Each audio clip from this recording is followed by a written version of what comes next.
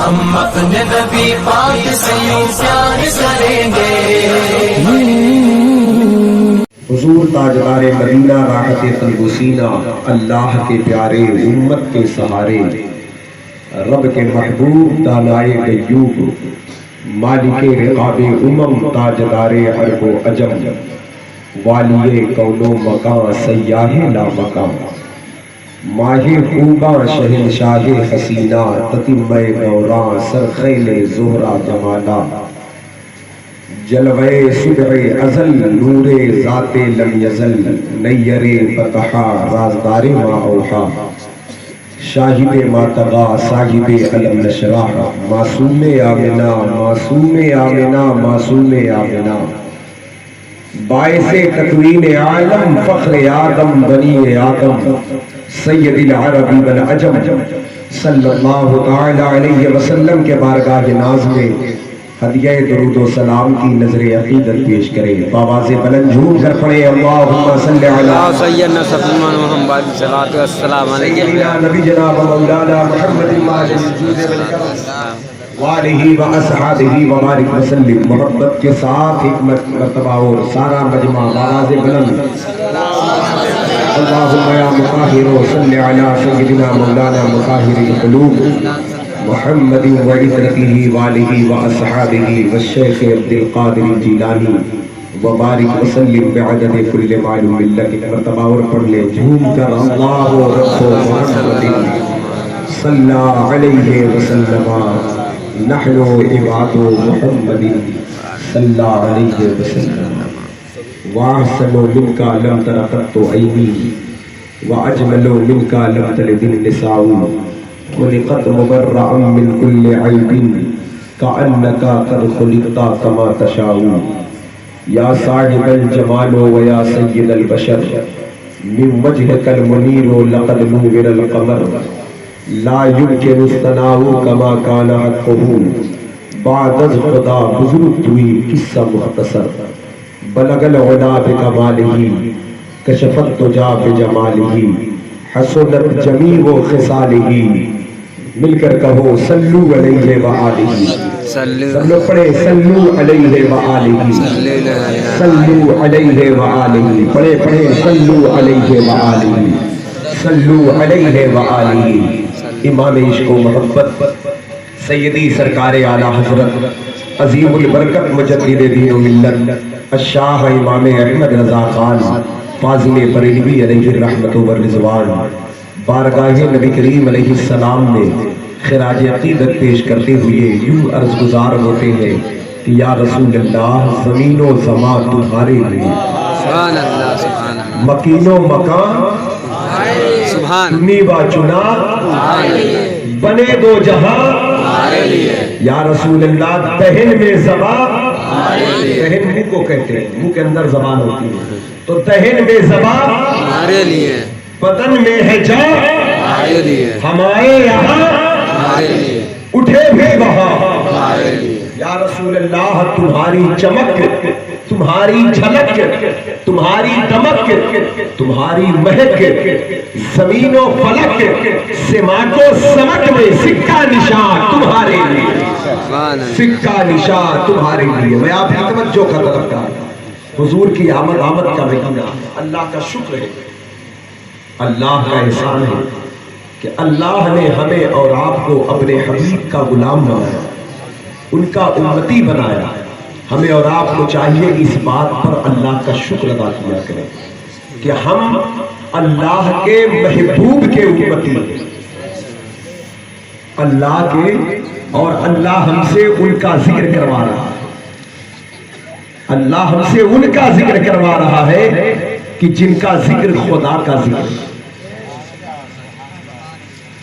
میلاد شریف کا مہینہ ہے، ہم سرکار کی میلاد مناتے ہیں، جشن مناتے ہیں، لائٹ بھی لگاتے ہیں، جھنڈی بھی لگاتے ہیں، ذکر بھی کرتے ہیں۔ جب ماہ ربیع النور کا چاند دکھتا ہے تو لوگ، سوشل میڈیا کا دور ہے، طرح طرح کے اعتراضات اس پر شروع ہو جاتے ہیں۔ ایک ضابطہ سماعت کر لے، آج جمعہ کا دن تھا، بولے ہیں کچھ بولے، کچھ بولتے رہے تاکہ میں بھی کچھ بول لوں، کیونکہ بولنے کا وقت نہیں ہے، 12 بج چکا ہے، لیکن آپ بولیں گے تو پھر میں بھی بول لوں گا، ہے نا؟ ہاں، مطلب آپ احساس دلائیں کہ ہم بیدار ہیں۔ جمعہ کا دن ہے، جمعہ کا دن۔ میرے آقا صلی اللہ علیہ وسلم ارشاد فرماتے ہیں حضرت آدم علیہ السلام جمعہ کے دن پیدا ہوئے، اور جمعہ ہی کے دن پردہ فرمایا، وصال ہوا۔ جمعہ ہی کے دن پردہ فرمائے، جمعہ ہی کے دن وصال ہوا۔ لیکن سرکار فرماتے ہیں لیکن جمعہ عید کا دن ہے۔ کیوں عید ہے؟ کہتے ہیں آدم علیہ السلام کی پیدائش کا دن ہے، حالانکہ وفات بھی اسی دن ہے۔ تو میرے نبی نے وفات کا غم نہیں منایا بلکہ جمعہ کو عید کہہ کر پیدائش کی خوشی منایا۔ دلیل سمجھیے گا، نوٹ کریے گا دماغ میں۔ آپ سے ایک سوال ہوتا ہے، 12 ربیع الاول کو حضور پیدا ہوئے، جب 12 ربیع الاول کو سرکار پیدا ہوئے 12ویں شریف کو، تو 12 کو ہی سرکار نے وصال فرمایا، تو پھر تم پیدائش کی خوشی مناتے ہو، وصال کا غم کیوں نہیں مناتے؟ ہم نے کہا غم وہ منائے جن کے مر گئے ہو، غم وہ منائے جن کے مر گئے ہو۔ ہمارے نبی تو ویسے ہی زندہ ہے جیسے کل زندہ تھا۔ یا رسول اللہ تو زندہ ہے واللہ، تو زندہ ہے واللہ، میری چشمے عالم سے چھپ جانے والا۔ اور نبی کے پیدائش کے دن خوشی کا اہتمام کرنا، میلاد منانا پیدائش کے دن، یہ خود میرے نبی کی سنت ہے۔ میرے آقا صلی اللہ علیہ وسلم نے حضرت آدم کی جمعہ کے دن کو عید کہا۔ جب آدم کی پیدائش عید کا دن ہو سکتا ہے تو وہ نبی جو آدم سے بھی پہلے ہیں ان کی ولادت کا دن عید کا دن کیوں نہیں ہو سکتا؟ ان کی پیدائش کا دن عید کا دن کیوں نہیں ہو سکتا؟ یہ بات یاد رہے گی آپ کو، جتنی بات میں نے بتایا آپ کو، یہ بات تو یاد رہے گی نا کہ جمعہ کا دن عید کیوں ہے؟ جمعہ کا دن عید کیوں ہے؟ آدم علیہ السلام کی پیدائش ہے، تو آدم علیہ السلام کے بھی نبی ہم سب کے نبی ہیں۔ سبحان اللہ۔ میرے آقا ارشاد فرماتے ہیں کنت نبی و آدم بین الماء والطین، میں اس وقت بھی نبی تھا جب آدم علیہ السلام مٹی اور پانی کے درمیان۔ سرکار فرماتے ہیں میں اس وقت بھی نبی تھا جب آدم علیہ السلام کنت نبی و آدم بین الروح والجسد، روح اور جسم کے درمیان تھا۔ اللہ نے فرمایا حدیث قدسی لولاک لما خلقت الافلاک، اے حبیب اگر میں آپ کو پیدا نہ کرتا تو میں آسمانوں کو پیدا نہ کرتا۔ یہ جو ساؤنڈ ہے، اس ساؤنڈ کے سامنے آپ لوگ آنا گانا بند کریں، اس کے سامنے مت کھڑے ہوئے، آواز کو دبا دینا، جس کو آنا گانا کٹ کر دو ساؤنڈ۔ فرماتے میرے آقا لولاک لما خلقت الدنیا، حدیث قدسی اللہ نے فرمایا کہ اے حبیب اگر آپ کو میں پیدا نہ کرتا تو میں دنیا کو نہ پیدا کرتا۔ فرمایا لولاک لما اظہرت الربوبیہ، اے حبیب اگر میں آپ کو پیدا نہ کرتا تو میں اپنا رب ہونا بھی ظاہر نہ کرتا۔ سبحان اللہ۔ پتہ کیا چلا؟ حضرت آدم کی پیدائش میرے نبی کی وجہ سے، میرے حضور نہ ہوتے تو کوئی نہ ہوتا۔ تو پتہ کیا چلا کہ آدم علیہ السلام پیدا ہوئے حضور کی وجہ سے، پھر بھی ان کا دن عید ہو جائے تو جس دن حضور پیدا ہوئے تو وہ دن عیدوں کا عید کیوں نہ ہوگا؟ سبحان اللہ، سبحان اللہ، سبحان اللہ۔ نعرہ تکبیر، نعرہ رسالت، مسلک اعلیٰ حضرت، سرکار کی آمد، سرکار کی آمد، نعرہ تکبیر، نعرہ رسالت، زندہ باد، زندہ باد۔ اس لیے ہم اپنے نبی کے وفات کا غم نہیں مناتے، اپنے نبی کے میلاد کا جشن مناتے۔ اچھا ایک بات اور، کچھ لوگ 12 وفات کہتے ہیں، خبردار مت کہا کریں، 12 ربیع النور شریف کہا کریں، میلاد پاک مصطفیٰ کہا کریں۔ ہاں یہ بدعقیدوں نے یہ جملہ کہنا پھیلایا ہے، بدعقیدوں بدمذہبوں نے۔ اس لیے ہمارے نبی صلی اللہ علیہ وسلم نے جمعہ کو عید بنا کر بتا دیا کہ آدم علیہ السلام کی وفات کا بھی دن ہے، تو جمعہ کو نبی نے غم کا دن نہیں کہا، خوشی کا دن کہا۔ سبحان غسل کرو، اچھے کپڑے پہنو، خوشبو لگاؤ، عطر لگاؤ، مسجدوں کی طرف عید بنا حضرات گرامی ہوتا اسی دن۔ اب یہ کہا جائے وفات ہے اسی تاریخ کو سرکار کی، تو اس کا جواب یہی ہے جب جمعہ آدم کی وفات کی وجہ سے کم نہ ہو سکا تو رسول اللہ کی وفات بارک ہوئی، تو پھر نبی کا وفات کا کب کیسے ہو سکتا؟ اگر نبی نے جمعہ کو جشن بنا دیا تو پھر دوشنبہ بھی جشن ہوگا، 12 ربیع الاول کا بھی جشن۔ سبحان اللہ سبحان اللہ۔ اس بات کو ذہن نشین رکھیے۔ اور ایک بات اور، میلاد شریف، پہلے میلاد کی باتیں ہو جائیں پھر باتیں کچھ اور۔ یہ 12 ربیع الاول کا مہینہ ہے، اس مہینے میں کثرت کے ساتھ اللہ کے نبی کا ذکر ہونا چاہیے۔ حضرت امام قسطلانی فرماتے ہیں مومن جو ہوتا ہے، مومن کو نبی کے ذکر کا سننے کا شوق ہوتا ہے۔ کیا ہوتا ہے؟ شوق ہوتا ہے نا، کپڑے کا، مکان کا، کھانے کا، موبائل کا، گاڑی کا، طرح طرح کا شوق ہے نا انسان کا۔ تو جو جائز طریقے سے جو شوق ہے وہ شوق پورا کرو، لیکن یہ سب دنیاوی شوق ہے۔ اس شوق میں مکان، دکان، کپڑا، گاڑی، بنگلہ، اس میں تو کافر، مشرک، یہود، نصارہ سب شامل ہیں، سب کا اپنا شوق ہے۔ لیکن ایمان والوں کا شوق ایک الگ شوق ہوگا، جو سب سے بڑا شوق ہوگا وہ کیا ہوگا؟ امام قسطلانی کہتے ہیں مومن کو رسول اللہ کے ذکر کا شوق ہوگا، ان کا مترف سے کہو کہ چھیڑے ذرا اس جانے تمنا کا قصہ، فرقت کے بھیانک لمحوں میں کچھ دل کو سہارا ہو جائے۔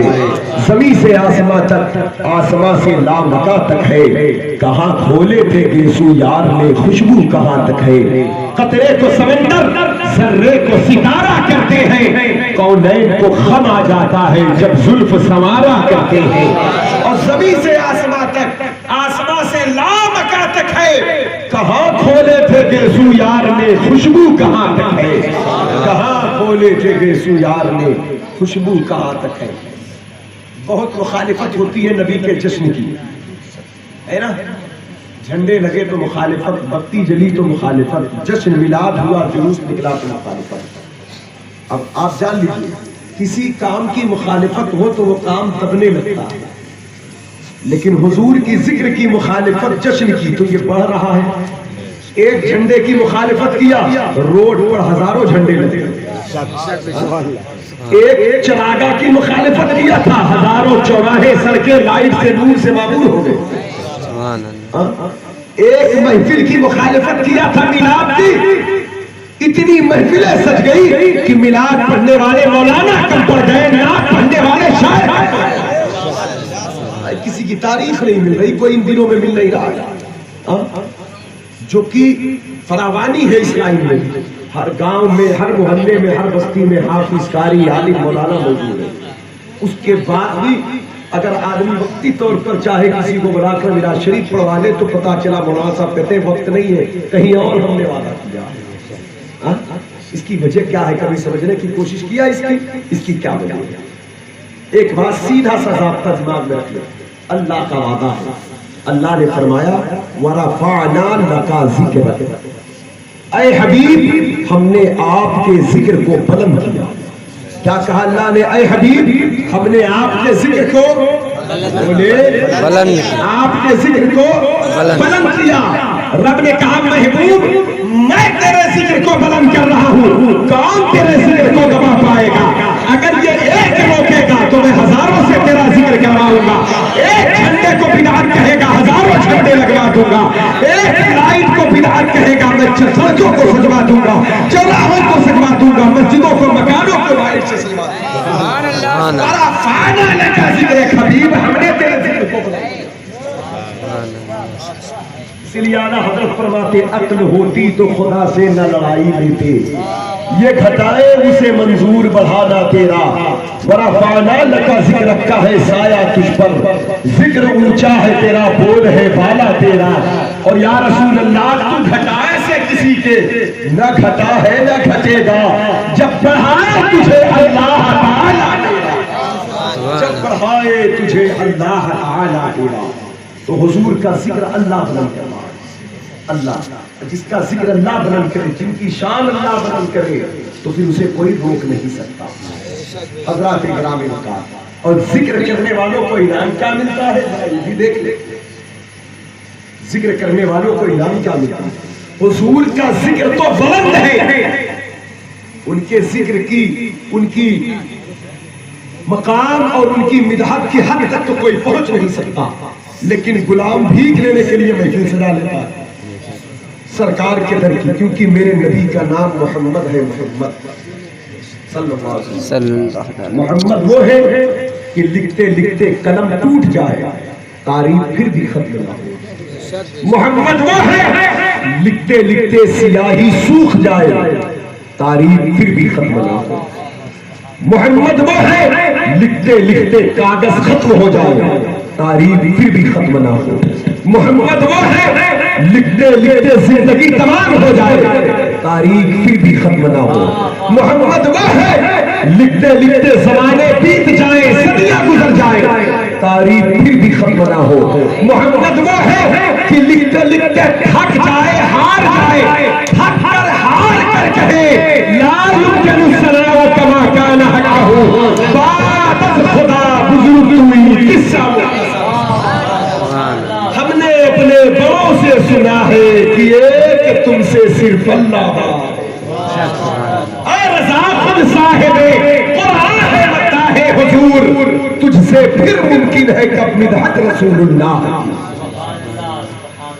ہم اس لیے ذکر نہیں کرتے کہ حضور بڑے ہو جائے، حضور کو اللہ نے بڑا بنایا، ہم اس لیے ذکر کرتے ہیں تاکہ ان کے ذکر سے ہم بڑے ہو جائیں، ہم بڑے ہو جائیں۔ ہم اس لیے میلاد کی محفل نہیں کرتے کہ ان کا مرتبہ بلند ہو جائے، ان کو اللہ نے بہت بلند کیا ہے جہاں کسی کی سوچ نہیں جا سکتی۔ ہم ان کے نام کا جشن اس لیے کرتے ہیں تاکہ ہمارا مرتبہ بلند ہو جائے، ہماری عزتوں میں اضافہ ہو جائے۔ عزت اسی کی ہوتی ہے جو حضور کی عزت کی بات کرتا ہے، مقام سے ہی ملتا ہے جو مقام مصطفیٰ کی۔ نعرہ تکبیر، اللہ اکبر، یا رسول اللہ، شان مصطفیٰ، سرکار کی آمد، سرکار کی آمد، مولانا شہادت حسین نظامی، نعرہ تکبیر، نعرہ رسالت، زندہ باد زندہ باد۔ آئے ایک روایت دیکھیں، مسجد نبوی شریف ہے، میرے آقا اپنے حجرے میں جمع کرنا، صحابہ مسجد کے اندر جمع ہوئے، صحابہ اکرام مسجد کے اندر جمع ہوئے، مسجد بھر گئی پوری۔ اللہ کے حبیب علیہ السلام باہر تشریف لائے اور میرے نبی نے پوچھا میرے صحابہ اس وقت تم یہاں پر کیوں بیٹھے ہو؟ یہ تمہارا جلسہ کرنا ان کی نماز کا بھی وقت نہیں تھا۔ کہا اس وقت تم یہاں پر کیوں اکٹھا ہو، کیوں جمع ہو، مقصد کیا ہے؟ ہر کام کا ایک مقصد ہوتا ہے نا، آپ یہاں کیوں آئے ہو میں پوچھ سکتا ہوں، پھر آپ کہیں گے نا کہ ہم یہاں حضور کا ذکر سننے آئے، سرکار پر درود پڑھنے آئے، آمنہ کے لال کے ذکر سے اپنے روح کو تازگی، من کو نور، دل کو پاکیزگی دینے آئے، ہے نا؟ تو صحابہ سے جب سرکار نے پوچھا کیوں آئے ہو تو صحابہ نے کیا کہا؟ صحابہ کہتے یا رسول اللہ، اللہ تبارک و تعالیٰ نے آپ کی صورت میں ہم پر جو احسان کیا ہے، یعنی آپ کو دیکھ کر ہم اندھیرے میں تھے، آپ تشریف لائے، اللہ نے ہمیں روشنی دے دیا، ہم بچیوں کو زندہ دفن کرنے والے لوگ تھے، آپ تشریف لائے، ہمارے دلوں میں اللہ نے بیٹیوں کا پیار دے دیا، ہم خدا کو چھوڑ کر پتہ نہیں کہاں پڑے تھے، پیڑ پودے پتھر چاند سورج کے پیچھے، اپنی ہی ہاتھ کی بنائی ہوئی چیزوں کے پیچھے، میرے سرکار آپ تشریف لائے، اللہ کا پتہ مل گیا ہمیں، اللہ کی عبادت کا سلیقہ مل گیا، ہم لوگ اسی لیے آپ کی پیدائش کے عوض میں، آپ کو پانے کے عوض میں اللہ کی بارگاہ میں شکرانہ ادا کرنے لگے، اللہ کا شکر ادا کرنے۔ تو میرے نبی نے ارشاد فرمایا کیا تم قسم کھا سکتے ہو اسی لیے بیٹھے ہو؟ دیکھیں جب کوئی بات اچنبے والی ہوتی نا تب کہا جاتا ہے قسم کھاؤ گے اس کے لیے؟ تو حضور فرماتے قسم کھا سکتے ہو؟ کہا ہاں یا رسول اللہ ہم قسم کھاتے، ہم اسی لیے بیٹھے۔ تب میرے نبی نے ارشاد فرمایا، تب میرے سرکار نے ارشاد فرمایا کیا فرمایا میرے آقا نے کہ میں نے تم سے قسم اس لیے نہیں مانگا کہ تمہاری باتوں میں مجھے شک ہے، تمہاری سچائی ہے، بلکہ بات ہی ایسی تھی میں اندر سے باہر اس لیے آیا اپنے گھر سے حجرے سے کہ میرے پاس جبریل آئے تھے. کہے سبحان اللہ. سبحان اللہ. کون آیا تھا؟ فرشتوں کے سردار آئے تھے. کون آیا تھا؟ سید الملائکہ آئے تھے. اور انہوں نے عرض کیا یا رسول اللہ آپ کے یہ غلام جو کام کر رہے ہیں، آپ کے یہ غلام جو کام کر رہے ہیں، ان کے اس کام کو دیکھ کر اللہ تعالیٰ آسمان میں فرشتوں میں فخر کر رہا ہے. اللہ ان سے اتنا خوش ہے ان کے اس عمل کو دیکھ کر کہ وہ آسمان پر اللہ فخر کر رہا ہے. تو میں جاننا چاہتا تھا وہ کام ہے کون سا. میں باہر آیا، تم نے کہا آپ کے ذکر کے لیے بیٹھے ہیں، آپ کی میلاد کی خوشی کے اہتمام کے لیے. تو میں نے کہا قسم کھا کر بتاؤ یہی کام ہے کہ آخر وہ کام ہے کون سا جس پر خدا فخر کرتا ہے. صحابہ نے کہا میرے سرکار قسم کھا کر کہتے ہیں آپ کے ذکر کے سوا کوئی اور کام نہیں ہے، آپ ہی کے لیے آئے ہیں. خدا کا شکر ادا کریں. اب آپ اندازہ کریں یہ روایت میں نے اس لیے بیان کی حضور کے ذکر کی محفل میں بیٹھے ہیں مولا، لیکن پھر بھی کچھ لوگ، میں نے پہلے کہا چلے جاؤ جس کو جانا ہے، لیکن ایک ایک آدمی ہر 2 منٹ میں اٹھا ہے. جس کو جانا ہے وہ ابھی چلے جائے، لیکن اب کوئی نہ اٹھے. جس کو جو حاجت ہو جو ضرورت ہو. بیچ میں اٹھک بیٹھک سے مجھے بڑی تکلیف ہوئی. جس کو جانا اجازت ہے کوئی لوگ تو کہیں ابھی چلے جاؤ میں رکا ہوں. درمیانے گفتگو جب بات کچھ ہوتی رہتی ہے اس وقت جب بات چھوڑ کر کوئی حدیث رسول کی بات، نبی کی بات چھوڑ کر جب کوئی جاتا ہے تو تکلیف پڑتی ہے. میں بھی کہہ رہا ہوں چلے جاؤ جس کو جانا ہے، اور پورا سننا ہے تو بیٹھے رہو. پڑھ لو درود شریف. اللہم صلی وآلہ وأصحابہ وبارک وسلم. صلی اللہ علیہ یا رسول اللہ وسلم علیہ یا حبیب اللہ صلی اللہ تعالی علیہ وآلہ وسلم. حضرات گرامی وقار، آپ جانتے ہیں نبی کا ذکر سن کر مومن کا چہرہ مسکرانے لگتا ہے. سبحان اللہ. دل خوش ہوتا ہے، روح کو پاکیزگی ملتی ہے. اور منافق کا دل تنگ ہونے لگتا ہے. منافق پر ذکر رسول بوجھ بنتا ہے. اور مومن جو ہوتا ہے، مومن کہتا ہے میرے نبی کائنات میں دنیا میں کسی پر بوجھ بن کر نہیں، پوری دنیا کے لیے سایہ بن کر آئے. حضور کا ذکر بوجھ نہیں دیتا، سایہ دیتا ہے. حضور کا ذکر سایہ ہے، سایہ. تو اس لیے میں یہ نہیں چاہتا کہ میرے نبی کی بات کوئی لوڈ اور بوجھ سمجھ کر سنے. اس لیے جو حضور کے ذکر کو سایہ سمجھتا ہے بیٹھا رہے، جس پر بات لوٹ پڑ رہی ہو وہ جا کے آرام کر لے. میرا مقصد یہی ہے، کیونکہ جب لوٹ پڑتی ہے بات پر لوگ اٹھک بٹھک کرنا کرنا شروع. اور رات کا بھی وقت ہے آرام کریں، کیونکہ محفل میں بیٹھ کر پھر اکتانا بوجھ سمجھنا. یہاں گناہ ہو سکتا ہے، گھر جا کے سو جاؤ گے گناہ نہیں ہوگا. یہاں بیٹھو گے تو پھر بادر ہوگا، کیونکہ یہ حضور کی محفل ہے، یہ سرکار کی محفل ہے. میلاد میں آنے والوں کے لیے بڑا ایمان ہے. ایک اور حدیث شریف سے اس کے بعد پھر میں تاریخ کی طرف چلوں. بہت زیادہ وقت آپ کا نہیں لوں، 12:30 بج گئے. 1 بجے تک انشاءاللہ آپ کو سب پائے توجہ چاہتا ہوں. حضرات گرامی وقار، آپ دیکھیں سرکار کا چچا ہے جس کا نام ابو لہب تھا، جو ایمان نہیں لایا، مر گیا، حضور کو تکلیف دیتا، جس کی مذمت میں قرآن شریف کی پوری ایک سورہ نازل ہوئی. تبت یدا ابی لہب وتب، تباہ ہو جائے ابی لہب کا دونوں ہاتھ. اس کی بیوی کا نام ام جمیل تھا. یہ سرکار کو تکلیف دیتی. اللہ نے فرمایا حبیب تجھے وہ تکلیف دیتی ہے اس کی بیوی حمالۃ الحطب، جو کمر پر لکڑی کا کٹھر لے کر چلتی ہے. فی جیدہا حبل من مسد، جس کے گلے میں کھجور کی چھالیں ہیں. آپ دیکھیں یہ عظمت رسول ہے. انداز بیان یہ نہیں ہے خدا کا، یہ کہیں نہیں. لیکن جب کوئی حضور کو تکلیف دیتا ہے تب اللہ ایسے بات کرتا ہے جیسے انسان سے بات کرتا ہے. اس طرح کی باتیں ہم کہتے ہیں غصے میں آ کر کہ وہ لنگڑا تمہیں تکلیف دیتا ہے. وہ اندھا تمہیں تکلیف دیتا ہے، وہ ٹیڑھا ہو کر بھچک بھچک کر چلنے والا تمہیں تکلیف دیتا ہے۔ غصے میں اس طرح کے جملے بولے جاتے جب انسان کسی سے نفرت کرتا ہے، لیکن اس کی بیوی کے جو انداز تھے، کمر پر گٹھری لکڑی کا گٹھا، کھجور کی چھال ہوتی، تو اللہ نے ایسی مذمت کیا، یہ اس کی کیا حیثیت ہے حبیب کے خلاف زبان کھولے، میرے محبوب کے خلاف باتیں کرے، حمالۃ الحطب، ارے اس کی کیا بات ہے لکڑی کا گٹھر کمر پہ لانے والی، فی جیدہا حبل من مسد، اندازہ کرو یہ پوری صورت ایک میاں بیوی کے اس پر ہے، یہ رب کے محبوب کی بات ہے، رب کے محبوب کی بات ہے۔ تو جب یہ مر گیا تو حضرت عباس رضی اللہ تعالیٰ عنہ جو حضور کے چچا ہیں، جو ایمان لائے تھے، بدر کے قیدیوں میں گرفتار ہو گئے، انہوں نے خواب دیکھا ابو لہب قبر کے عذاب میں گرفتار، عذاب الہی میں وہ گرفتار، تو پوچھا ابو لہب سے بتا تیرا کیا حال ہے؟ اس نے کہا میں تو سخت تکلیف میں ہوں، لیکن جب دوشنبہ کا دن آتا ہے تو میں اپنی اس انگلی، کلمے کی انگلی سے، اس کلمے کی انگلی کو چوستا ہوں، اس سے کچھ ٹھنڈے پانی کے چشمے جاری ہوتے ہیں جس سے مجھے سکون ملتا ہے تھوڑا۔ حالانکہ یہ کافر تھا، اتنا سخت کافر کی پورے اس کی مذمت میں صورت نازل ہوئی ہے، حضور کو تکلیف دینے والا۔ تو پوچھا گیا کہ کافر کو قبر میں ٹھنڈک کیوں ملتی ہے؟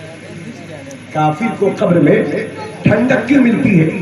تو اس نے کہا کہ جب محمد صلی اللہ علیہ وسلم کی ولادت ہوئی آقا کریم علیہ السلام کی، تو حضور اس کے بھتیجے ہوئے، تو اس کی ایک باندی تھی کنیز اس کی، جس کا نام بی بی سوبیہ یا سوئیبہ تھا، سوئیبہ سوبیہ دونوں نام ہوتے ہیں۔ سوبیہ باندی میں بی بی آمنہ کی خدمت میں تھی، اور جب خدمت میں تھی تو دوڑ کر آتی ہے مسکراتی ہوئی، کہتی ہے اے ابو لہب، تیرے بھائی عبداللہ کے آنگن میں اتنا خوبصورت بچہ پیدا ہوا ہے جس کے چہرے کو دیکھ کر جان شرما اتنا حسین ہوا ہے جس کے پیدا ہوتے ہی پوری مکے کی ہواؤں میں خوشبو پیدا ہو گئی، اور ہوائیں یہ وظیفے پڑھ رہی ہیں کہ ان کی مہکنے دل کے کلچے کھلا دیے ہیں، جس راہ چل گئے ہیں کلچے کیا مہکتے ہیں مہکنے والے، بھوکے چلتے ہیں بھٹکنے والے، امبر زمین ابیر ہوا مشک تر گبار، ادراسی شناخت تیری رہ گزر کی ہے، واللہ جب مل جائے میرے کل کا پسینہ، مانگے نہ کبھی بطر نہ پھر چاہے۔ حضرات گرامی وقار، ان بچوں کو خاموش کریں،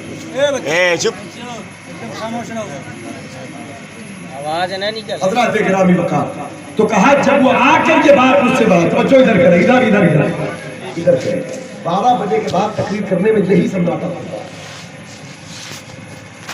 اس لیے وقت پر تقریر ہو جاتی تو بڑا اچھا رہتا ہے، بہرحال دیر ہو گئی ہے، اور یہ مبارک راتیں ہیں، آپ کو اس سے بھی 11ویں شب ہے روز پاک، سرکار غوث اعظم بڑے پیر دستگیر رضی اللہ تعالیٰ نے اپنے نانا جان کی 12ویں بہت دھوم سے مچا دی، بہت بڑا جشن، بہت بڑا لنگر کرتے، 12ویں شریف رسول پاک علیہ السلام کا، میرے آقا علیہ السلام نے آ کر غوث پاک کو بشارت دیا، کہا میرے بیٹے عبد القادر جیلانی تو میری 12ویں کرتا ہے، جا قیامت تک میری امت تیری 11ویں کرے گی۔ آج ہر گلی ہر کوچے میں غوث پاک کے 11ویں کا جشن ہوتا ہے، یہ 12ویں کی برکت ہے۔ تو آج 11 ہے، 11 کی بہار میں غوث پاک کی 11 ہے، کل غوث پاک کے نانا کی 12 ہے۔ حضرات گرامی وقار، اس لیے ادب سے بیٹھ جائیں، تھوڑی دیر دل سے سن لیں، بچوں خاموش ہو جائیں، ادب سے سنو، دل سے سنو، محبت سے سنو، پیار سے سنو، حضور کا ذکر سنو۔ اس لیے اب جب آ کر وہ کہتی ہے بڑا خوبصورت بچہ پیدا ہوا، تو دشمن تو بنا تھا یہ 40 سال کے بعد حضور کی نبوت کا اعلان کیا، حضور نبی تھے، رسول تھے، لیکن اعلان 40 سال کے بعد کیا۔ تو اب یہ خوشی کی وجہ سے گھر میں بھتیجا پیدا ہوا، اپنے دوستوں میں بیٹھا تو اپنی انگلی ایسے اٹھا کر کہا جا میں نے تجھے آزاد کر دیا، کیونکہ وہ غلام کنیز تھی اور آزادی پانے کے لیے بہت بڑی رقم کی ضرورت پڑتی تھی، کمزور غریب طبقے کے لوگ جو ہوتے وہ غلام ہوتے تھے زیادہ، تو اب آزادی حاصل کرنے کے لیے بہت بڑے سونے چاندی مال کی ضرورت پڑتی ہے. غریب آدمی کیسے آزادی حاصل کر پائے گا؟ وہ کام کرتے ان کے گھر کا کھانا پینا ملتا, بس ایسے ہوتا. یہ کلچر تھا پہلے. تو اس نے کہا جا جہاں پر لاکھوں کروڑوں دے کر آزادی نہ ملتی, بھتیجے کی پیدائش کی خوشی میں اس نے انگلی اٹھایا, کہا جا میں نے مجھے آزاد کر دیا. سبحان اللہ. تو کہا وہ جو میں نے انگلی سے آزاد کیا ہے, انگلی اٹھا کر دوشنبہ کا دن جب آتا ہے تو اسی انگلی سے ٹھنڈا پانی جاری ہوتا ہے, اسے میں منہ میں ڈال کر چوستا ہوں تو مجھے سکون ملتا ہے. اب بات حدیث شریف کی ختم ہو گئی, بات ختم ہو گئی, حدیث پوری ہو گئی, لیکن اس حدیث پر تبصرہ کرتے ہوئے, شرح کرتے ہوئے علامہ شاہ محقق الاطلاق شیخ عبدالحق محدث دہلوی رحمۃ اللہ علیہ, آپ اس پر تبصرہ کرتے ہیں. شاہ عبدالحق محدث دہلوی رحمۃ اللہ علیہ کہتے ہیں کہ کافر کو کسی عمل کا ثواب قبر میں نہیں ملتا. کافر کوئی اچھا کام کرے تو اس کا اجر اسے دنیا ہی میں دے دیا جائے. مومن کی نیکیوں کا اجر دنیا میں بھی ہے, آخرت میں بھی ہے, لیکن کافر جو بھی کرے گا اس کو دنیا میں اجر دے دیا جائے گا, کیونکہ قیامت میں اجر صرف ایمان والوں کے لیے, قبر میں اجر صرف ایمان والوں کے لیے. لیکن میلاد کی برکت کا عالم یہ ہے کہ کافر انگلی کے اشارے سے باندی کو آزاد کیا, وہ بھی نبی رسول سمجھ کر نہیں, بھتیجا سمجھ کر آزاد کیا. وہ جو خوش ہوا تھا نبی سمجھ کر نہیں خوش ہوا, وہ تو اپنا بھتیجا سمجھ کر خوش ہوا تو آزاد کر دیا انگلی سے. تو کہا اللہ اس کافر کو بھی قبر میں اس کا فائدہ پہنچائے. وہ بھی کافر, ایسا کافر جس کے لیے قرآن موجود ہو, تبت یدا ابی لہب وتب ما اغنی عنہ مالہ وما کسب, کافر ایسا کافر. تو شاہ عبدالحق محدث دہلوی کہتے ایمان والو خوش ہو جاؤ, حضور کا جشن منانے والوں خوش ہو جاؤ, نبی کے میلاد پر خوش ہونے والوں خوش ہو جاؤ. وہ تو بھتیجا مان کر میلاد منایا تھا, تب اللہ انعام دے رہا ہے. ہم کسی کا بھیا بھتیجا جان کر میلاد نہیں مناتے, ہم تو اللہ کا نبی سمجھ کر میلاد مناتے ہیں, اللہ کا رسول سمجھ کر میلاد مناتے ہیں, اللہ کا حبیب سمجھ کر میلاد مناتے ہیں. نعرہ تکبیر, نعرہ رسالت, صدقے اعلی حضرت, اذان اعلی حضرت, علماء اہل سنت, جشن میلاد النبی صلی اللہ تعالی علیہ وسلم, نعرہ تکبیر, نعرہ رسالت. ہم تو کائنات کی رحمت سمجھ کر میلاد مناتے ہیں, حضور رحمت للعالمین سمجھ کر میلاد مناتے ہیں. حضرات گرامی وقار, تو میلاد شریف منانے کی بڑی فضیلتیں ہیں, لیکن ایک بات ذہن میں رکھیں, میلاد کا مقصد کیا ہے؟ ہم اور آپ یہاں پر آئے کہ حضور کی پیدائش کی ہوئی, حضور کی تخلیق کا مقصد کیا ہے؟ میرے آقا کی آمد سے پہلے پوری کائنات میں اندھیرا تھا, پوری کائنات میں اندھیرا تھا. بچیاں زندہ دفن کر دی جاتی تھیں, ماؤں کو قدموں میں روندا جاتا تھا, بیویوں کو صرف ہوس کا شکار بنایا جاتا تھا, چھوٹی چھوٹی باتوں پر لوگ لڑ جاتے تھے, صدیوں تلک تلواریں چلتی تھیں. حضور کی آمد سے پہلے غریبوں پر ظلم, یتیموں پر, بیواؤں پر ظلم و ستم ہوتا تھا. کمزور طبقے کی سماج میں کوئی عزت نہیں تھی, چھوٹی چھوٹی باتوں میں بھید بھاؤ رکھا جاتا تھا. تو اس دور کو زمانے جاہلیت کہا جاتا ہے, مطلب لوگ اندھیرے میں تھے. یہ جو کہا جاتا ہے حضور تشریف لائے تو دنیا روشن ہو گئی, اس کا مطلب یہ نہیں کہ حضور سے پہلے سورج نہیں نکلتا تھا, سورج نکلتا تھا, لیکن پھر بھی لوگ اندھیرے میں تھے. کیسے اندھیرے میں؟ انسان تھا لیکن کردار اس کا جانور سے بدتر تھا, اس لیے اس کے پاس انسانیت کی روشنی نہیں تھی. ظالم تھا, انصاف کی روشنی نہیں تھی. باپ تھا, بیٹی کے درد کی روشنی نہیں تھی. اولاد تھا, ماں کی محبت کا پتہ اور اس کے احساس کا نور نہیں تھا اس کے سینے میں. انسان اس قدر جہالت میں, لوگوں کے, غریبوں کے مال کو ناحق لوٹ مار کر لوگ کھاتے تھے. ہر طرح کی برائی سماج میں معاشرے میں تھی، لیکن آپ جانتے ہیں میرے آقا صلی اللہ علیہ وسلم جب مکے میں پیدا ہوئے، میرے سرکار کی ولادت جب بی بی آمنہ خاتون کے گود میں ہو گئی تو بچیوں نے اپنی ماؤں کے گود میں مسکرا مسکرا کر کہا تھا، امی امی اب ہم کو دفن نہیں کیا جائے گا، اب ہمارے ابا بھی ہم سے پیار کریں گے، اب ہمارے بابا ہم کو مٹی کھود کر زمین میں دفن نہیں کریں گے۔ مائیں پوچھتی بیٹیاں کیوں، ایسا کیا کوئی انقلاب آ گیا؟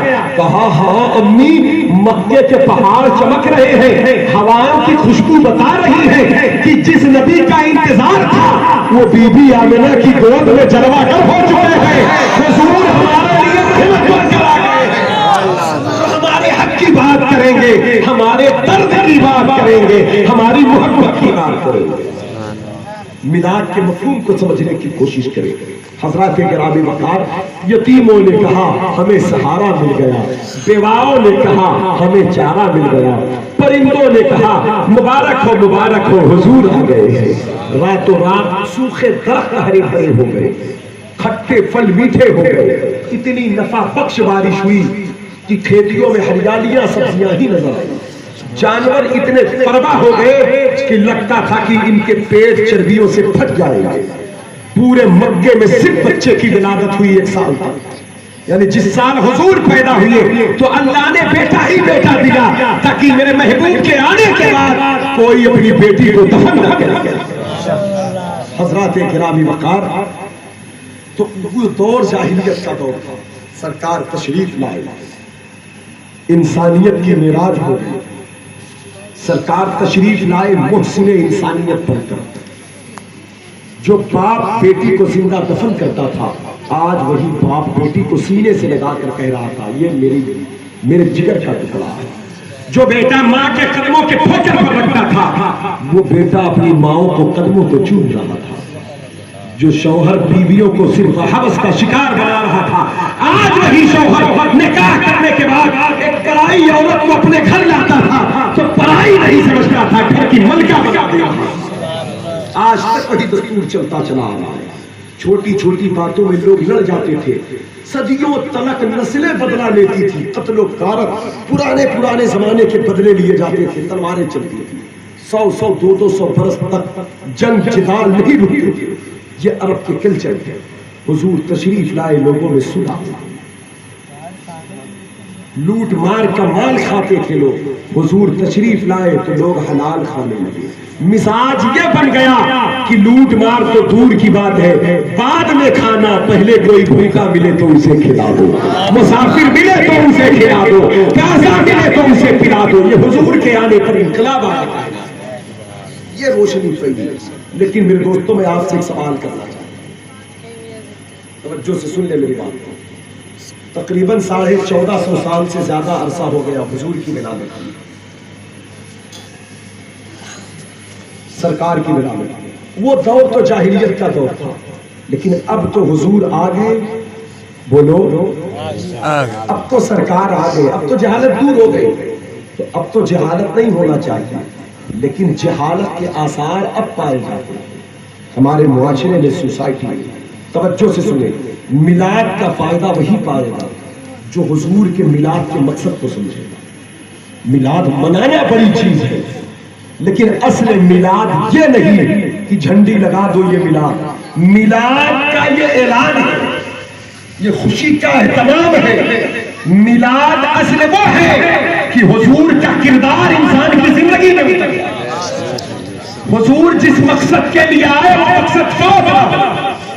آج ہم کھانے کمانے، کھیت کھلیان، کپڑا مکان کو اپنا مقصد سمجھتے ہیں۔ یاد رکھنا، یہ ہماری پیدائش کا مقصد نہیں ہے، یہ ہماری زندگی کی ضرورت ہے۔ کھانا کپڑا، بزنس، کاروبار، مکان، کھیت کھلیان، یہ زندگی کی ضرورت ہے، یہ زندگی کی ضرورت ہے، لیکن ہماری پیدائش کا مقصد مدینے والے مصطفیٰ کی محبت ہے، حضور کی آمد کا محبت اور اس کی اطاعت ہے، یہ ہماری پیدائش کا مقصد۔ لیکن ہم نے مقصد کو کنارے کر دیا، ہم نے اس کو ضرورت سمجھ لیا جو ہماری، اس کو مقصد سمجھ لیا جو ہمارا مقصد ہے۔ زندگی کے لیے کھانا کپڑا یہ ضرورت ہے، مقصد نہیں ہے، مقصد اللہ اور اس کے رسول کی خوشبو کی۔ سرکار کے آنے سے پہلے تو جاہلیت کا دور تھا، اس دور کو زمانے جاہلیت کہا جاتا ہے۔ آج کے دور کو تو زمانے جاہلیت نہیں کہا جا سکتا، لیکن آج بھی باپ بیٹی پر ظلم کرتا ہے۔ وہ کیسے کرتا ہے؟ پہلے اپنا باپ کرتا تھا، اب جہیز کی مان کر کے دوسرے کا باپ دوسرے کی بیٹی پر ظلم کرتا ہے۔ کیا یہ جہالت نہیں ہے؟ بولو آپ بولو، کیا یہ عمل حضور کو خوش کرے گا؟ حضرات گرامی وقار، پہلے انسان تلوار سے جنگ کر کے برسوں برس تک صلح نہیں کرتا تھا، اب لوگ چھوٹی چھوٹی باتوں میں کچہریوں میں جا کر لڑتے رہتے ہیں، 50 سال کی فائلیں الٹی رہتی ہیں، صلح نہیں ہوتی۔ اب تو حضور آ چکے رحمت للعالمین بن کر، اب نہ صلح کرو گے تو کب صلح کرو گے؟ دل کے اندر سے تنگی دور کر خوشحالی پیدا کرو۔ حضور کے آنے کا مقصد ہے دل کشادہ کرے۔ پہلے لوگ خدا کو چھوڑ کر غیروں کو سجدہ کرتے، پتھروں کو، غیروں چیزوں کو۔ اب تو حضور آ گئے، اب تو حضور آ گئے، لیکن اب جو قوم ایمان لا لی ہے وہ قوم میں سے 90% لوگ ایسے ہیں غیر کو سجدہ تو نہیں کرتے لیکن اپنے خدا کا بھی سجدہ بھولے ہوئے ہیں۔ بتاؤ یہ جہالت نہیں ہے؟ بولو انصاف سے بتاؤ، نوجوانوں میں آپ سے پوچھنا چاہتا ہوں، بتاؤ یہ جہالت ہے؟ پہلے لوگ لوٹ مار کر کھاتے تھے، اب لوگ بیاض اور رشوت اور سود نہیں کھا رہے۔ اس جہالت سے کون نکلے گا؟ کب نکلو گے اس جہالت سے؟ ارے یہ جہالت ہے، یہ آگ ہے، یہ عذاب ہے۔ اس نبی کے تخلیق کا مقصد کیا رہا؟ مدینے والے مصطفیٰ فرماتے ہیں ایک درہم جس نے سود کا کھایا، ایک درہم، ایک سکہ، ایک درہم 36 مرتبہ ماں سے زنا کرنے سے زیادہ بدتر ہے۔ اگر یہ کاروبار کسی معاشرے میں پنپ رہا ہے، پھیل رہا ہے، تو سمجھ لو وہ قوم اللہ کے عذاب میں گرفتار ہونے والی ہے۔ اس لیے اپنے معاشرے کو، اپنے گھر کو، اپنے بچوں کے رزق کو پاک کرنا ہم پر لازم ہے، کیونکہ حضور پاک ہے، ہمیں پاک کھلانے آئے ہیں، پاک بنانے آئے ہیں۔ میری بات اتر رہی دل میں آپ؟ جی جی۔ اگر نہیں اترے گی تو پھر یہ زندگی بہت دن کے لیے نہیں ہے، بہت زیادہ دن کے لیے ہم یہاں نہیں آئے ہیں۔ آپ جانتے ہیں، میں آپ سے پوچھوں کتنے لوگ یہاں بیٹھے بتاؤ؟ کم سے کم 150 لوگ ہوں گے، 100۔ داڑھی کتنے لوگوں کی سفید ہے؟ مشکل سے 10 آدمی کی داڑھی سفید ہے، باقی سب کے بال کالے ہیں۔ اور محلے کے بوڑھے کہاں چلے گئے؟ میری بات پہلے غور کر لینا، سمجھ لیجیے گا میں کیا کہنا چاہتا ہوں۔ اور بڑے بوڑھے کہاں چلے گئے؟ تو آپ کہیں گے کہ انتقال کر گئے۔ تو ہم نے کہا وہ انتقال کا مقصد کیا ہے آپ جانتے ہیں؟ بوڑھے ٹکے نہیں، مطلب کیا ہے؟ لوگ بڑھاپے کی عمر کو کم پہنچتے ہیں، جوانی میں ہی دنیا سے لوگ زیادہ چلے جاتے ہیں۔ اس لیے سفید داڑھیاں کم نظر آتی ہے، کیونکہ داڑھی جب سفید ہونے کا وقت آتا ہے تو موت آ جاتی ہے۔ 10% لوگ ایسے ہیں جو سفید داڑھی رکھ کر کچھ دن زمین کے اوپر رہتے ہیں، ورنہ یہ زندگی بہت دن کے لیے نہیں ہے۔ یہ جو بچے ہیں کل آپ بھی ایسے تھے، کل یہ بھی آپ کی طرح جوان ہو، اب اس جوانی کے بعد ڈائریکٹ بڑھاپا، پھر قبر۔ اگر اللہ بڑھاپا دے دو تو ٹھیک، ورنہ جوانی میں ہی قبر۔ یہ دنیا ختم ہونے والی ہے، یہ دنیا فنا ہونے والی ہے۔ بغداد کی زمین پر حبیب اجمی جو بہت بڑے شیخ بنے سلسلہ قادریہ کے شیوخ میں سے، خواجہ حسن بصری کے خلیفہ، بہت بڑے سود خور تھے، پوری مارکیٹوں میں جاتے تھے سود کی وصولی کرنے۔ ان کا کاروبار بزنس تھا، بصرہ کی زمین کے بہت بڑے مالدار تھے، نام حبیب اجمی ہے۔ ایک دن ایک مکان میں پہنچے، سود کی وصولی، کہا میرا سود کا جو مہینے کا نفع ہے اسے دیا جائے۔ ایک عورت نے کہا میرے شوہر نہیں ہے، بعد میں آئیے گا۔ کہتے میں واپس جانے کا عادی نہیں ہوں، میرے پاس اتنا وقت نہیں ہے کیونکہ مجھے کل دوسری جگہ جانا ہے، میں خالی نہیں جاتا، اگر پیسہ نہیں ملے گا تو گھر سے کوئی سامان اٹھا لے جاتے ہیں، کچھ بھی اٹھا لے جاتے ہیں، عورتوں کے ناک کان کی بالیاں سونے چاندی کی زیورات ہوتے اسی لے کے چلے جاتے ہیں، کچھ نہیں ملتا دروازے پر بکری بندی ہوتی اسے لے کے چلے جاتے ہیں، تقاضا کرنے جاتے تو خالی نہیں ہوتے، اتنے سخت تھے، اتنے سخت تھے۔ توجہ چاہتا ہوں، سن لے میری اس بات کو دل دماغ سے۔ تو اس کو عورت بولنے لگی، کہا آپ جائیں کل آئیے گا، میرے شوہر نہیں ہے، میں غریب عورت ہوں۔ کہتے کہتے گھس گئے گھر تک، اس کے چولہے تک، کچن روم تک چلے گئے۔ جب پہنچے تو دیکھا کہ ایک برتن میں بکری کا سر اور پایا رکھا ہے۔ کیا رکھا ہے؟ سر پایا۔ اس کو اٹھایا، کہا ٹھیک ہے میرا کام ہو گیا، میں جا رہا ہوں۔ عورت پیر پکڑ لی، کہا میرے بچے 4 دن سے بھوکے ہیں، آج کسی نے صدقہ دیا ہے، مت لے جاؤ، کھانے دو میرے بچوں کو۔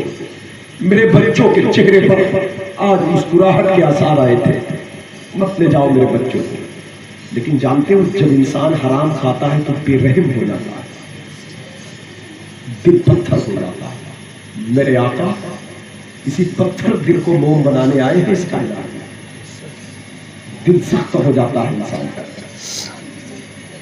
لے کر چلے آئے، اپنی بیوی سے کہتے لو اس کو پکاؤ۔ بیوی دھل کے پکانا شروع کی، کھانا بن گیا، دسترخوان لگا۔ بیوی سے کہتے کھانا بن گیا، کہا بن گیا۔ دروازے پر ایک فقیر آیا، کہا بھوکا ہوں مجھے کھلا دو۔ باہر نکلے، اسے مار کر بھگا دیا۔ کہا میں دینے ہونے کا عادی نہیں ہوں۔ کسی نے کہا فقیر کو 2 روپیہ دینے میں کیا جا رہا تھا؟ کہا میں دینے والا نہیں، صرف لینے والا ہوں۔ یہ بھی دل کی سختی ہوگی، یہ بھی سخت مزاجی ہے۔ لیکن آپ جانتے ہیں جب دسترخوان لگا، دسترخوان پر بیٹھے بیٹھے اچانک ان کے دل میں ایک احساس جاگا، یار میں کہیں کچھ غلط تو نہیں کر رہا ہوں، کیونکہ بیوی کھانا لاتے ہوئے ایک جملہ بول دی تھی کہ کب تک سود کی رقم کھا کر تباہ ہوگے اور مجھے تباہ کرو گے؟ کیا مرنا نہیں ہے کیا دنیا سے؟ بس یہ جملہ ہلا دیا۔ نصیحت پکڑنے والے بندے جب نصیحت لیتے ہیں تو اللہ تعالیٰ ان کو راستہ دے دیتا۔ وَالَّذِينَ جَاهَدُوا فِينَا لَنَهْدِيَنَّهُمْ سُبُلَنَا، قرآن کی آیت ہے۔ ہماری راہ کی طرف جو لوگ کوشش کرتے ہیں ہم انہیں راستہ دے دیتے ہیں۔ کوئی اللہ کی طرف توبہ کرنے آئے تو اللہ راستہ دے دیتا ہے۔ بس دل میں ارادہ کیا تھا، دسترخوان پر ہاڑی رکھی تھی، برتن دیگچی جس میں کھانا بنا، تو کہا ایسا ہے آج تو کھا لینے دے، کل کے بارے میں سوچیں، ابھی تو بھوک لگی ہے۔ جیسے ہی برتن کھولا دیکھا اندر تو اس میں کچھ نہیں ہے سوائے گرم گرم کھولتے خون کے۔ اللہ نے ظاہر کیا، آواز آئی، اے بندے تو کیا سمجھتا ہے سود کی رقم کھا کر ہم پاک قضا کھاتے ہیں؟ دیکھ حرام کی کمائی کی اصلی حقیقت یہ ہے، کھائے گا اسے، پیے گا اسے۔ یہی کنڈیشن شراب کی ہے۔ آج کا نوجوان طبقہ تو بڑے شوق سے شراب کو پیتا ہے، عادی ہو گیا شراب کا، شراب کا عادی ہو گیا۔ شراب کا نام بیئر رکھ کر لیبل بدلنے سے، نام بدلنے سے شراب شربت تھوڑی ہو جائے۔ ایک لقمہ شراب کا تمہارے وجود کو تباہ کر دے گا۔ شراب کا پینا پیشاب کی طرح ہے، کیا پیشاب پیو گے؟ بتاؤ کوئی پیے گا پیشاب کو؟ اس کی اصل حقیقت یہ ہے، شراب پینے والوں کی کڈنی بہت جلدی خراب ہو جاتی ہے۔ سمجھ رہے ہیں؟ شراب پینے والوں کی کڈنی، ڈاکٹروں سے پوچھ لو جا کر، کیوں خراب ہو جاتی شراب پینے والوں کی کڈنی، شرابیوں کی؟ تو جواب دیا، کہا کہ کڈنی کا کام یہ ہے پانی کو پیشاب بنا کر خارج کرے۔ تو کہا کہ جب تم پیشاب ہی پی رہے ہو تو کڈنی خارج کیا کرے گی؟ جب پانی پیو گے تب تو کڈنی پیشاب بنائے گی، پہلے ہی سے اوپر پیشاب ہے تو کڈنی کا کام پیشاب کو پیشاب بنانا نہیں ہے، پانی کو پیشاب بنانا۔ اس لیے زندگی سنوارو، توبہ کرو. یہاں دنیا میں تو کتنی خراب ہو گئی، مرنے کے بعد قبر برباد ہو گئی، آخرت میں تباہی. حضرات گرامی وقار، اور اسی پر بس نہیں، حرام کھانے والے بڑی بڑی بلاؤں میں گرفتار ہوتے ہیں، بڑے بڑے آفات میں، ان کی نسلوں سے دین اٹھ جاتا ہے. سود، رشوت، پیاز کی رقم کھانے والوں کی نسلوں میں مصطفیٰ جان رحمت کا دین نہیں چلتا ہے. ان کی اولادیں نافرمان ہوتی ہیں، اس کی بیوی کا کریکٹر لاش ہو جاتا ہے، اس کی بیٹیاں بڑے بیابر ہو جاتی ہیں. کیونکہ اگر انسان کی عصمت اور عزت کی حفاظت ہوتی ہے تو میں نے جہاں تک پڑھا ہے اس میں سب سے بڑا رول اس کے حلال کا ہوتا ہے. کوئی چاہے گا میری بہنوں کی آبرو لوٹے، میری بچیوں کی عزت تباہ ہو، اگر یہ گوارا نہیں ہے تو کم کھاؤ، سوکھا روکھا کھاؤ، حلال کھاؤ. توبہ کر لو میرے پیارو اس سارے بری چیزوں سے. لوگوں کو بتاؤ یہ گندی چیزیں ہیں. جب وہ خون بن گیا تو حبیب اجمی باہر نکلے، بھوک کے حالت میں جب باہر نکلے، چھوٹے چھوٹے بچے گیم کھیل رہے تھے. بچے کہنے لگے اپنی آنکھوں کو چھپا لو، یہ بصرہ شہر کا سب سے بڑا سود خور ہے، اس کے منحوس چہرے کو نہ دیکھنا، کہیں اس کے چہرے کو دیکھنے کی وجہ سے اللہ کا عذاب ہمیں نہ پکڑے.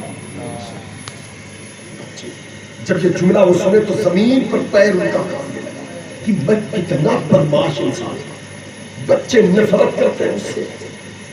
میں دولت کے نشے میں مدہوش تھا، اپنے آپ کو عزت دار سمجھتا تھا. اس طرح کے کام کرنے والے لوگ نہیں سمجھتے کہ ہم بڑے طاقتور ہیں، لیکن وہ لوگوں کے دلوں میں نہیں ہوتے.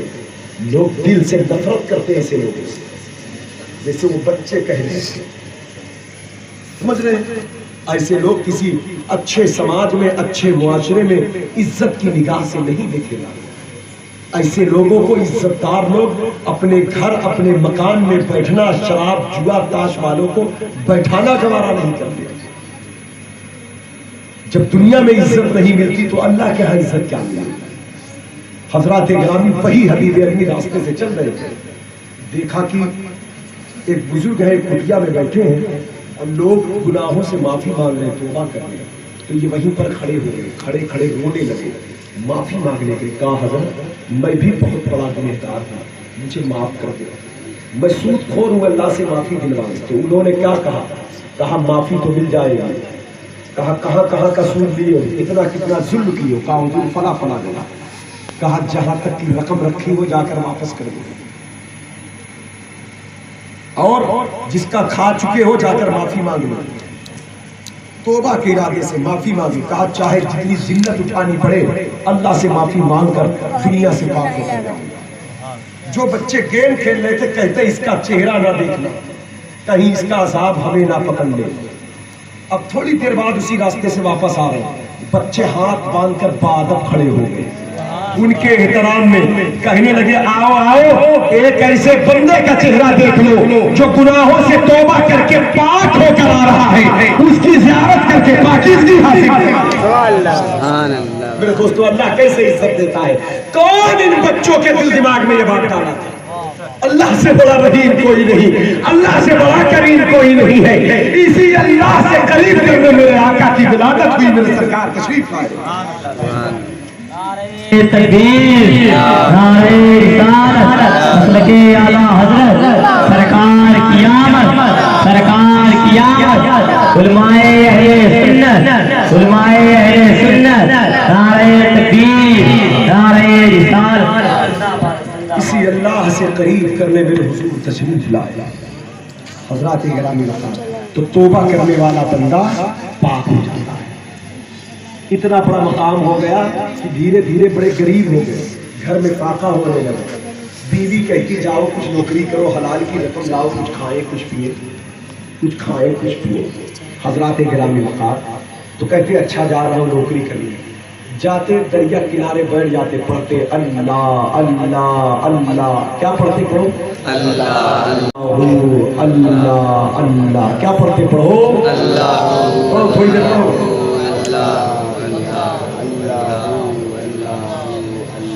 ہوتے.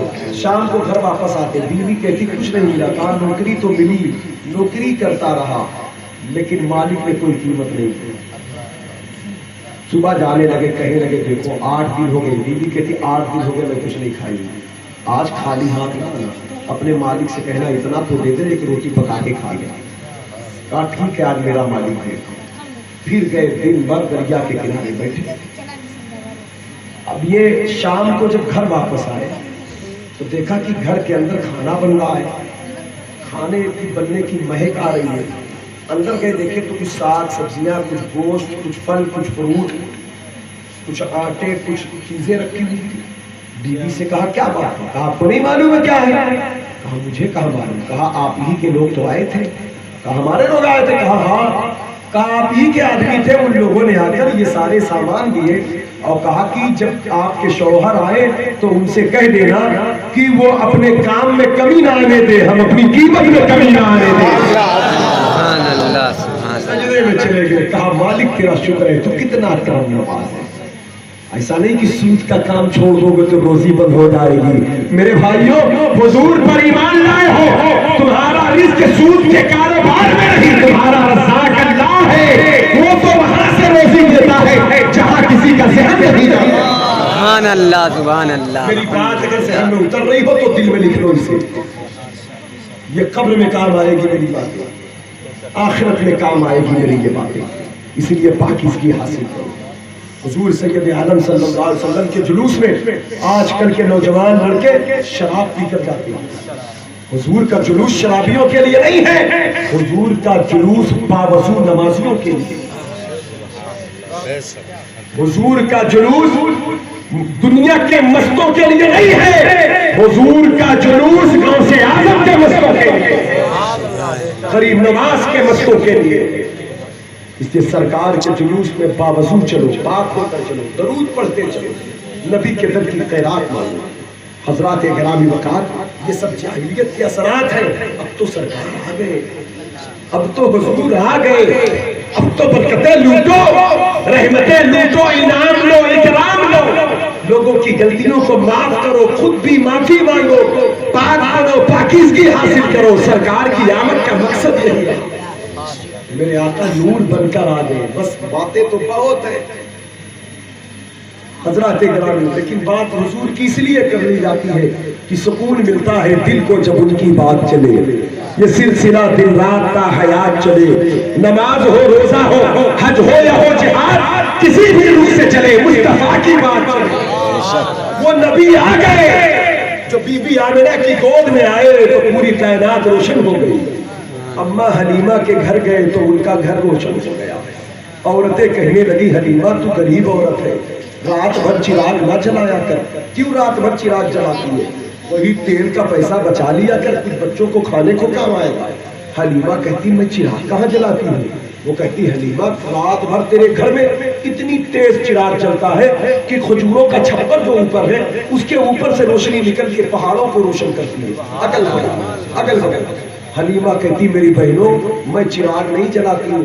تو کچھ عورتیں کہنے لگی حلیمہ تو بڑی سچی عورت ہے، کیوں جھوٹ بولتی ہے؟ رات بھر تو چراغ جلتا ہے۔ کہا میری بہنوں آج جب سورج ڈوب جائے تو تم آ کر دیکھ لینا۔ جب ساری عورتیں آتی ہیں دائی حلیمہ سب کو اکٹھا کرتی ہے، رات ہو چکی ہے، سب کو لے کر اپنے گھر کے اندر گئی۔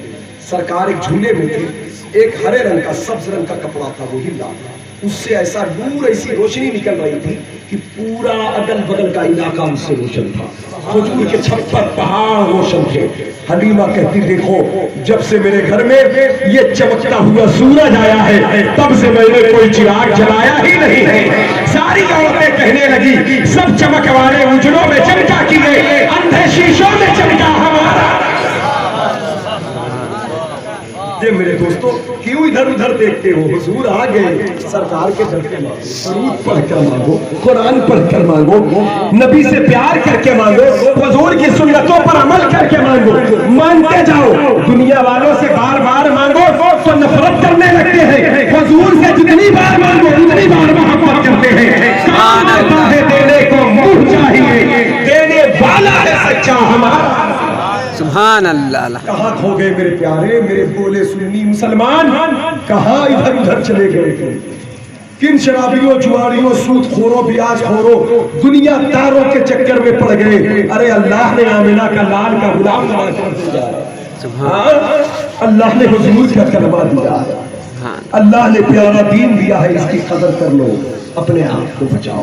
ایک بات اور میں چلتے چلتے کر لوں، آپ دیکھیں میرے نبی جیسا کوئی نہیں، میرے سرکار جیسا کوئی نہیں، حضور تشریف لائے، کائنات روشن کی۔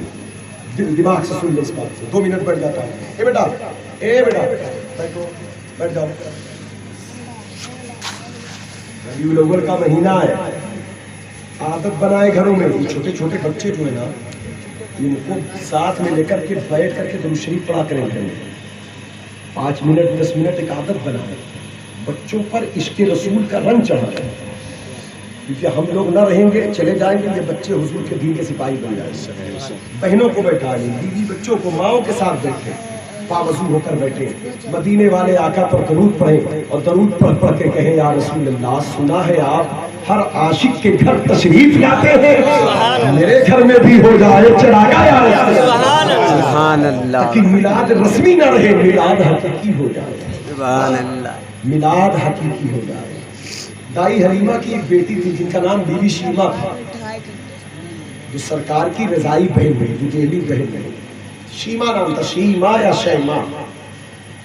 اللہ کے نبی صلی اللہ علیہ وسلم کو گود میں لے کر ایسے کھلاتی، اچھالتی تھی اوپر، اچھال کے کہتی تھی یا ربنا الق محمدا، اے اللہ محمد صلی اللہ علیہ وسلم کو سلامت رکھ، سلامت رکھ میرے آقا کو سلامت رکھ، اے اللہ سلامت رکھ۔ اچھالتی تھی سرکار کو لے کر، اور شام کو جب عصر کا وقت ہوتا تو اپنے سہیلیوں کے ساتھ کھیلنے جاتی، تو اپنے ایک بھائی کو لے کر جاتی جن کا نام عبداللہ تھا، اور بچیاں جو کھیلنے آتی تھی وہ اپنے بھائیوں کو لی ہوتی گود میں، تو پیار سے کہتی میرا بھائی چاند جیسا ہے، میرا بھائی سورج جیسا ہے، حالانکہ بھائی نہ چاند جیسا ہوتا ہے نہ سورج جیسا ہوتا ہے۔ یہ ماؤں بہنوں کی ایک پیار کی بولی ہے کہ وہ اپنے بیٹوں کو، بھائیوں کو، پھوپھیاں اپنے بھتیجوں کو محبت سے کہتی ہے چاند جیسا ہے، سورج جیسا ہے، پھول جیسا ہے، گلاب جیسا ہے، حالانکہ نہ وہ پھول ہوتا ہے، نہ چاند ہوتا ہے، نہ سورج ہوتا ہے، وہ چاہے جیسا ہو، لیکن یہ ماؤں کا پیار، یہ غلط بھی نہیں، پیار کی ماں کی ممتا، بہن کی محبت، پھوپھی کا پیار اپنے بھائی بھتیجے کے لیے، اسی طرح وہ بھی کہتے ہیں میرے بھائی چاند جیسا، سورج جیسا، پھول جیسا، گلاب جیسا۔ بی بی شیما سنتے سنتے تھک گئی، ایک دن کہنے لگی میری بہنوں تم اپنے بھائیوں کو چاند سورج کہتی ہو، کیا یہ چاند سورج ہیں؟ کہا ارے ہیں تو نہیں، لیکن محبت میں ہم بولتے ہیں۔ تو کہا ایسا کل میں تمہیں حقیقت میں اپنا ایک ایسا بھائی دکھاؤں گی جو چاند سے بھی زیادہ ہے، سورج سے بھی زیادہ ہے، شام سے بھی زیادہ روشن ہے، سورج سے بھی زیادہ۔ تو ان بچیوں نے کہا کیا بات کرتی ہے، ایسا بھی کہیں ہو سکتا ہے، کوئی ایسا بھی ہے؟ کہا بس دعا کرو میری امی حلیمہ مجھے لانے کی اجازت دے دے، میری امی حلیمہ مجھے لانے کی اجازت دے دے۔ تو کہا کیوں تمہاری امی نہیں لانے دیتی؟ کہا میری امی اپنے بیٹے عبداللہ کو دے دیتی ہے، لیکن میرا ایک بھائی مکے سے آیا ہے، میری امی حلیمہ اس سے جدا نہیں ہوتی ہے، ان کی جدائی برداشت ہے، ان کی جدائی برداشت نہیں، لیکن کل میں لے کر آؤں گی۔ گھر گئی، کہنے لگی اماں کل میں بھائی محمد صلی اللہ علیہ وسلم کو لے کر جاؤں گی، کل عبداللہ کو نہیں لے جاؤں گی۔ کہا بیٹی کیوں؟ کہا میں نے وعدہ کر لیا۔ کہا بیٹی تو بچی ہے، کوئی تکلیف پہنچے گی تو انہیں؟ کہا میں اتنے دن سے عبداللہ کو لے کر جاتی ہوں کھلانے کے لیے، کوئی تکلیف دیا کیا میں نے؟ اور کہا امی سورج ڈوبنے سے پہلے آ جاؤں گی، پریشان نہ مجھے دے دے۔ شام کا وقت ہوا، شام کے جب 4 بجے تو رسول پاک کو گود میں لے کر اور ایک چادر چہرے پہ ڈال کے سینے سے لگا کر وہ گئی۔ ساری بچیاں اپنے بھائیوں کو لے کر آئی حضور کی بارگاہ میں، اور شیما نے کہا پہلے تم چاند دیکھ لو۔ چاند نکل رہا تھا، سورج ڈوب رہا تھا، سورج دیکھ لو پھر چاند دیکھ لو۔ دیکھا چاند اور سورج۔ اعلیٰ حضرت نے کہا ہے بلبل نے گل ان کو کہا، قمری نے سروے جاں فضا، حیرت نے جھنجھلا کر کہا یہ بھی نہیں وہ بھی نہیں۔ چاند وہ دیکھتی، سورج دیکھتی، اب دھیرے دھیرے حضور کے چہرے سے وہ پردہ ہٹا رہی، पर्दा धीरे धीरे हटाए, कहा चांद देखो सूरज देखो, फिर हुजूर को देखो, फिर फैसला दो कि ज्यादा रोशन कौन है, ज्यादा चमकदार कौन है, किसके चेहरे में चमक ज्यादा है। तो आला हजरत उस मंजर को यूं बयान करते हैं, खुर्शीद था किस जोर पर, खुर्शीद सूरज को कहते हैं जो शबाब पर चमक रहा हो, जिस सूरज पर बदली ना हो, खुर्शीद था किस जोर पर, क्या बढ़ के चमका था कमर, कमर चांद को कहते हैं। चांद जब 12-14 तारीख का होता है तो बड़ा मोटा हो जाता है, तो क्या बढ़ के चमका था कमर, खुर्शीद था किस जोर पर, क्या बढ़ के चमका था कमर, बेपर्दा जब वो रुख हुआ, ये भी नहीं वो भी नहीं, बेपर्दा जब वो रुख हुआ, यानी वो भी फीका हो गया, वो भी फीका हो गया। इमाम बोले जिसका हुस्न अल्लाह को भी भा गया, ऐसे प्यारे से मोहब्बत कीजिए या रसूल अल्लाह, खालिक ने तुम्हें ऐसा तरहदार बनाया, यूसुफ को तेरा तालिबे दीदार बनाया। अम्मा आयशा के हुजरे में गए, गुमशुदा सुई मिल गई, जहां अंधेरा हो हुजूर आए तो रोशनी ही रोशनी हो। तो ऐ लोगों, गुनाहों से माफी मांग लो, हुजूर आ गए हैं, तौबा कर लो, हुजूर आ गए हैं, नमाज की पाबंदी करो, हुजूर आ गए हैं, सच बोलो, हुजूर आ गए हैं, हलाल खाओ, हुजूर आ गए हैं, शराब छोड़ो, हुजूर आ गए हैं, नाच गाने छोड़ो, हुजूर आ गए हैं, माँ की इज्जत करो, हुजूर आ गए हैं, बाप की कदर करो, हुजूर आ गए हैं, पड़ोसियों का एहतराम करो, हुजूर आ गए हैं, बच्चों पर शफकत करो, हुजूर आ गए हैं। अरे ये तो दुनिया है, हुजूर आ गए हैं, कल मर के कब्र में जाओगे, बड़ा अंधेरा होगा तो रोशनी बनकर हुजूर आएंगे, तो फरिश्ते सवाल करेंगे, तो कहना मुनकर नकीर मुझे न छेड़ो, हुजूर आ गए हैं, हुजूर आ गए हैं, हुजूर आ गए हैं। कब्र में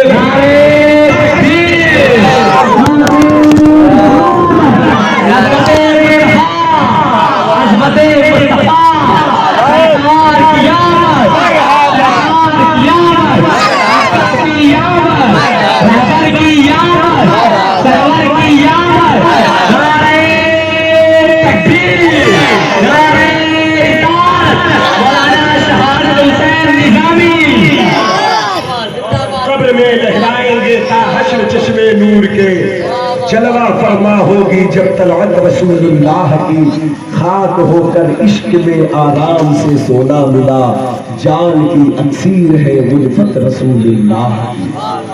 लक़द मन्नल्लाहु अलल मुमिनीना इज़ बअसा फ़ीहिम रसूला, अल्लाह ने ईमान वालों पर बड़ा एहसान फरमाया कि उनमें एक बहुत अजमत वाला रसूल भेजा। अल्लाह उनकी गुलामी अता करे, उनकी मोहब्बत अता करे, नस्लों में अल्लाह अता करे। मेरे भाइयों, मेरे दोस्तों, मेरे अजीज़ों, जो बातें हुई अल्लाह मुझे भी आपको भी इस पर अमल की तौफीक दे। मिलाद की बहारें, इसकी बरकतें अल्लाह अता फरमाए। अल्लाह ताला खूब नेकियों की तौफीक दे।